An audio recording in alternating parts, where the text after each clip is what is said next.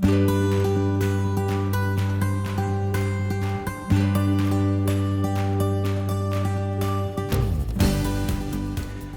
a systemic approach can offer new in terms of understanding of competencies and their development? What does it offer in terms of looking at transferability of competencies? And finally, what does it bring in terms of new approach to self-assessment using competence models? These are the three topics I would like to talk about today. We all have been in the situation to hear questions: do you have the right competencies for this job? Do you have the right competencies to be a good youth worker? Do you have the competencies that are needed to live in a 21st century?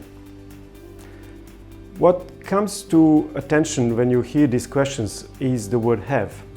And it feels a little bit like the competencies are taken as individual property, as some objects that you can take from one place to another, that you can put them in CV and bring them from one job to another job. It's a core idea that actually it is basis of the current idea of employability. This whole idea about employability lies on the saying, everything that is mine, I take with me, which essentially is okay. But the question is it completely true that competencies are your property? Can you actually claim that they're really yours, or maybe 100% yours? Because competencies are not developed in vacuum. You cannot develop them just on your own. For example, you cannot become a good youth worker without young people, or without people from other organizations, other institutions belonging to a youth work system. So we all need other people to develop. We need other people to develop our own competencies. So perhaps maybe more accurate is the saying, it takes a whole village to develop a child. In our context, it would mean that it takes a whole system to develop a youth worker. Indeed, you need your motivation, you need a commitment, you need your engagement in your learning process.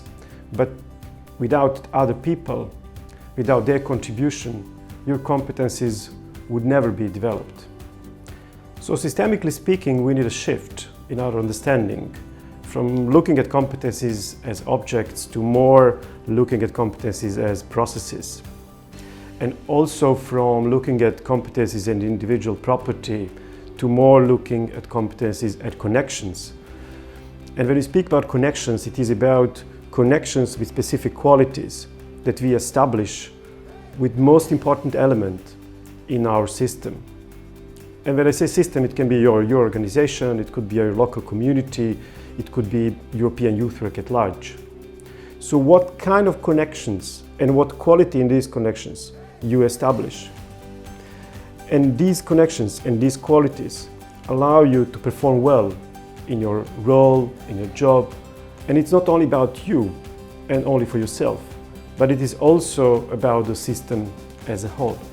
So in a way, these connections strengthening you, but they strengthen the system at large. It's a little bit like the image of a spider web. So spider weaves the web, connecting to important elements in his environment. And he's strengthening the string of the net a little bit every day by day, strengthening, refining. So the stronger these connections are, the better performance is. So systemic approach to competence and competence development invites you to see the competencies not only as objects, individual property, but rather as the strings in the spider net.